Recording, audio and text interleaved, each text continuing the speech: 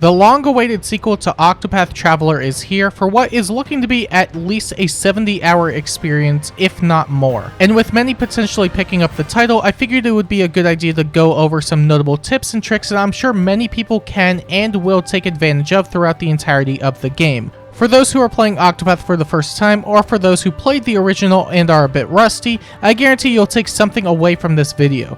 Here are some of the most notable tips and tricks that will make your Octopath experience a lot smoother, starting with one of the most integral parts of the game, the combat. Getting through a single chapter of Octopath Traveler 2 will give you a general rundown of the mechanics you'll need to use to continually grow your party. However, there are quite a fair amount of subtle hints that you may not have noticed. As you progress through a battle, you'll gradually learn what specific enemies are weak to, potentially through trial and error, as there are a total of 12 weapon types: swords, polearms, daggers, axes, bows, staves, and the 6 elements. Now, what if I told you that weaknesses are always ordered in the same way? To quickly summarize, say an enemy has a few weaknesses, and one of them happens to be polearms.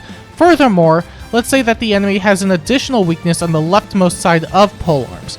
If that is the case, you can then infer that the enemy is also weak to swords, as weaknesses always follow a specific order: the first 6 weapon types and then the 6 elements. The former being much easier to memorize, as you can always check your equipment list as a reminder. The element side will take a bit more memorization, but if you can remember it, you'll be well off. And as a side note, Oswald can make the process much easier, as he can randomly unlock a weakness thanks to his innate talent. You can also run someone with the subjob that grants Analyze, as that will not only show a weakness but also expose how much present HP the foe has. However, if you can't determine how much HP the foe has through Analyze, you can infer it by the color of the foe's name.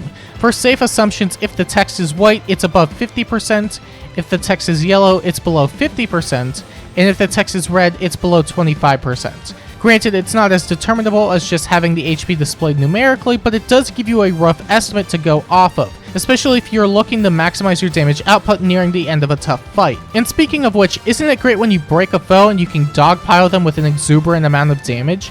Usually, if given the opportunity, breaking a foe is a good idea, but what if you wanted to maximize the amount of damage dealt while breaking foes? Well, thanks to the turn order on top of every battle, you can determine when a foe will act, meaning that it is entirely possible to manipulate when you decide to break a foe. If the opportunity presents itself without putting your entire party at risk, it'll usually be best to hold off on breaking a foe until the following turn, as you can subsequently keep them broken for a longer period of time by having more available actions on that turn. This, in turn, will greatly increase your overall damage output and make battles go by a lot faster. This will also become especially helpful when you get more party members, since there will be more actions allotted to you per turn. There are also some other notable things worth highlighting when it comes to general combat. Throughout the first chapter areas, the enemies that can show up will have weaknesses based on the nearest traveler's origin town. For example, the path between Particio's town and Agnea's town will have enemies that are weak to polearms, bows, and potentially other weapon types that can be learned through the innate merchant class. This will make it a bit easier to traverse to neighboring towns if attempting to recruit more travelers. Moreover, for travelers that can capture or steal, boosting while doing either will increase the probability of it succeeding. Boosting can also increase the amount of times a move or ability goes off. For example, by boosting on the warrior's aggressive slash, you'll end up dishing out additional attacks based on the amount of boost applied to it. This also works with Cassie's Concoct as well as plenty of other moves, so make sure to look out when using abilities in general. And lastly, when it comes to general combat tips, Caits and Octopuffs. They provide an insane amount of XP and job points when defeated, with the caveat of being extremely difficult to hit, having no element weaknesses, and prone to fleeing. They also have very little HP, so by landing enough hits you can kill them before they have the chance to escape.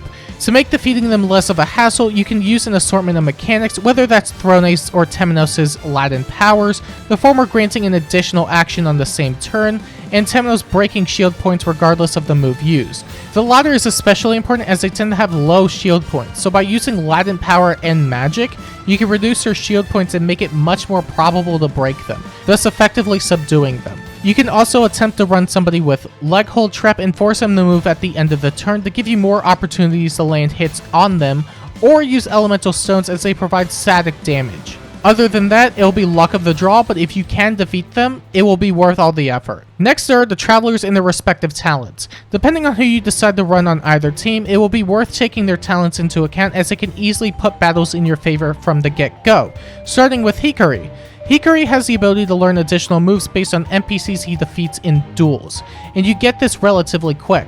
Once unlocked, you'll have several slots to work with, which can easily be filled up with hard-hitting moves or general coverage. The latter especially is important to highlight, as after you unlock this talent, you can immediately fill it up with weakness coverage, as there are NPCs that grant moves to cover daggers, axes, bows, and staves, alongside a fire spell and a non-elemental move. This means you can effectively have every non-elemental weapon covered right before you finish his introductory chapter, which not only helps for the boss of the chapter, but also allows Hikari to function on his own, or just long enough for you to fill up your party. Ochette can do something similar by capturing monsters, but it does take a bit more effort since it requires her to enter battles and capture them. I also want to highlight Throne and Temenos, since their battle effectiveness is readily apparent once you obtain them.